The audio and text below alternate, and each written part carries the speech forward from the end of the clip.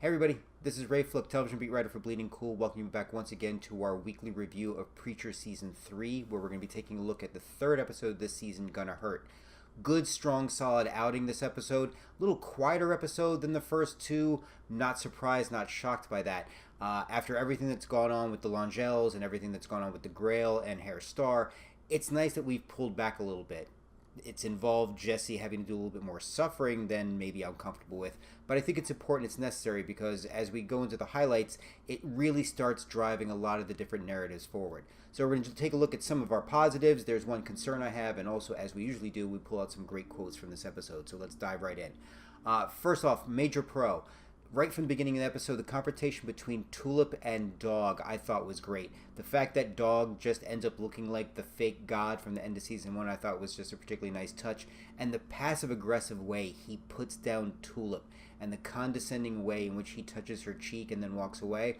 I love that moment where Ruth Negga just brushes off what he's done and just comes out and starts confronting him and just saying, like, you don't have a divine plan, you don't have anything going on, you're just here because you got a ponytail, you got an earring, you got a motorcycle, you've got a blonde riding with you, you're just here on a vacation, you have no purpose, you just abandoned heaven. And very similar to what we see in the comic book, Dog doesn't particularly like hearing that from Tulip and just sends her flying against the car, which, again, this is Tulip we're talking about. That's not going to scare her off. That's just going to make her even more inspired to go after him, which I thought was awesome. And the fact that she ends up telling Jesse too, which is one thing I like. Characters make a lot of great decisions and don't waste time not telling people things, which I really, really appreciate.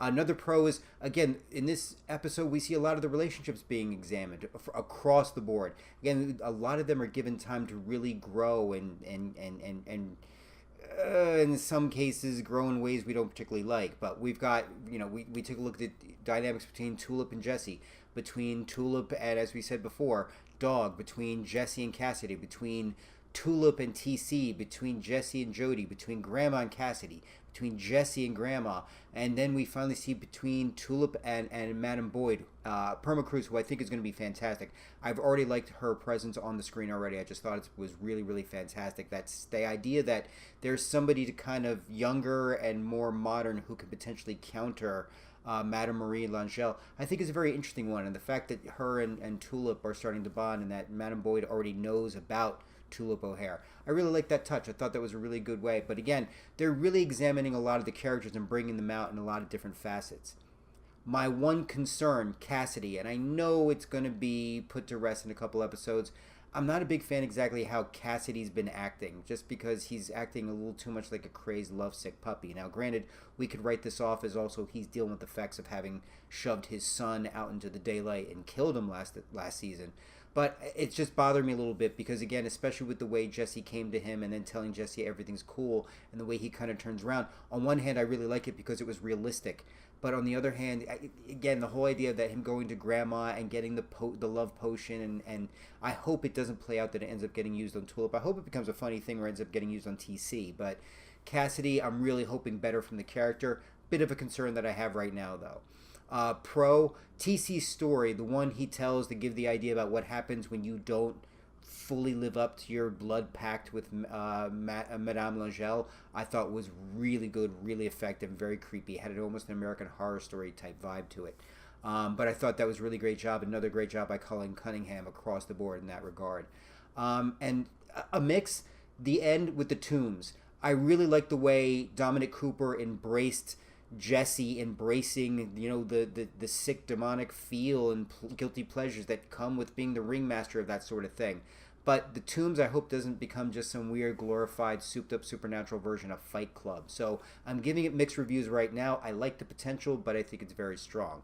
So all in all, again, I think a really good, strong, solid episode. A stable one leading into the remaining ones. Not as strong as the first two, but I think very good and serviceable. And now, folks, before we go, let's take a look at some of our favorite quotes. Let's start off with, "You're an almighty dickhead is what you are." Tulip, obviously, the dog. You've seen the pictures. You know what they do here. This is Angelville. It's Jesse trying to get the point across to Cassidy, like, look, these are not people to be messed with. If you're going to stay, it's going to hurt. In so many ways, it's going to hurt for Cassidy. help me out of here, Jody. Don't do it for me, do it for Christine. And we see the underlying storylines that exist there between them, as we discussed the previous review. And last but certainly not least, there's never nothing you can do. Every curse can be broken. Tulip, in words that I think are going to play out very true this season. I really do. Thank you guys very much for joining me. Excellent episode. Look forward to having you guys join me for the next episode. Rafe, look bleeding cool. Take care.